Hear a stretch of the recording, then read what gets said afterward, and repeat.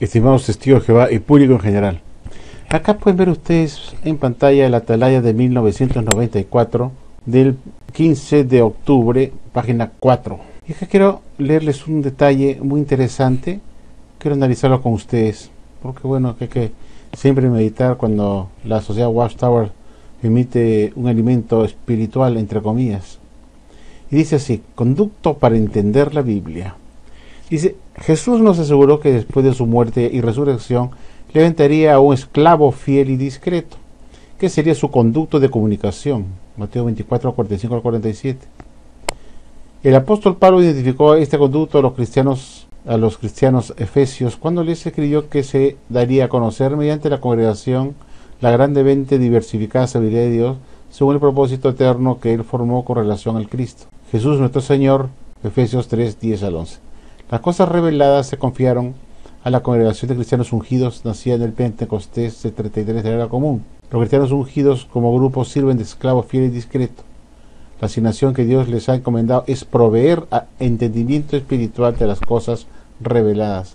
La única forma que Dios puede revelar y encomendar a este esclavo fiel y discreto para revelar o divulgar las cosas reveladas es por medio del Espíritu Santo, porque Jesús no se va a presentar físicamente en Betel, Nueva York, para conversar con el esclavo fiel y discreto.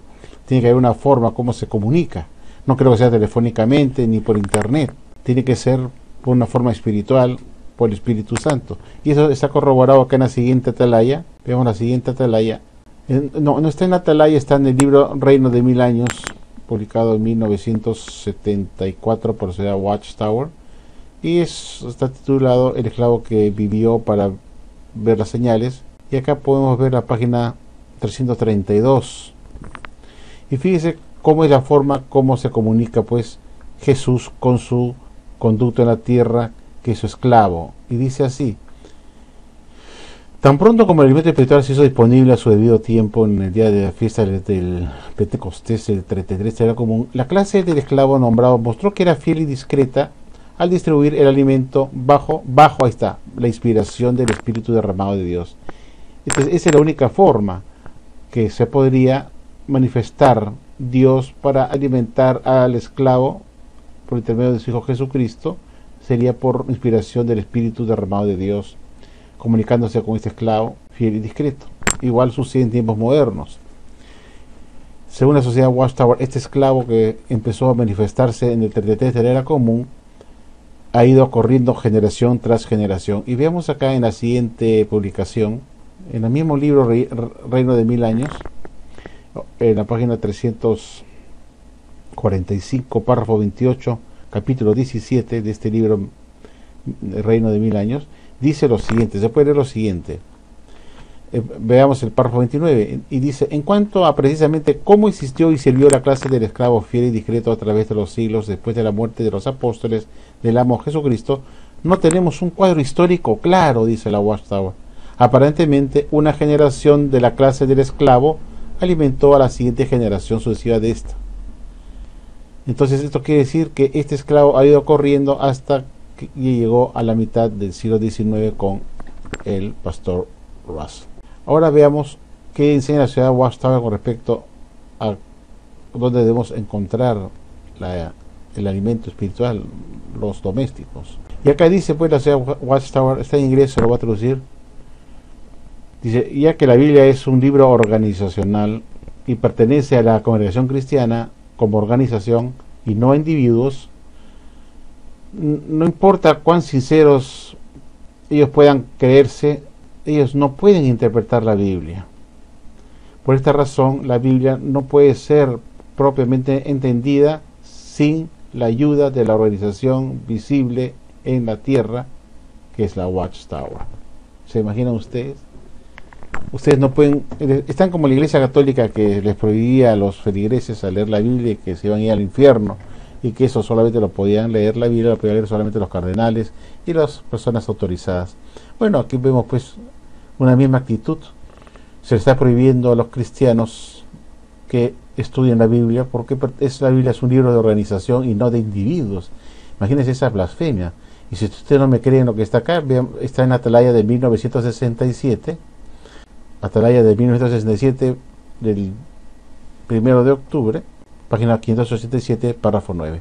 Y acá está diciendo, vuelvo a repetir, ya que la Biblia es un libro organizacional y pertenece a la congregación cristiana como organización y no individuos, no importa cuán sincero ellos puedan creer, ellos no pueden interpretar la Biblia. Y por esta razón la Biblia no puede ser comprendida sin la ayuda de la organización visible de Jehová en la tierra, y esto teniéndolo en mente, dice.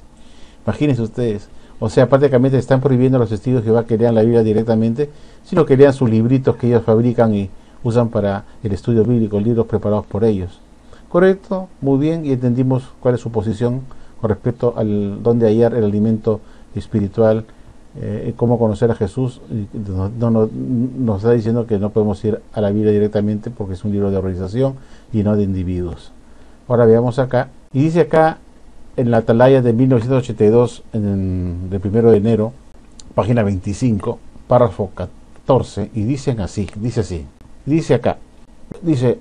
dicen que basta con leer la Biblia exclusivamente, ya sea solas o en grupos pequeños en el hogar, pero lo extraño es que mediante tal lectura de la Biblia han vuelto directamente a las doctrinas de la apostasía que estaban enseñando los comentarios del clero de la cristiandad hace 100 años. Y algunos hasta han vuelto a celebrar las fiestas de la cristiandad, tales como las Saturnales romanas del 25 de diciembre. Jesús y sus apóstoles advirtieron en contra de tales desaforados.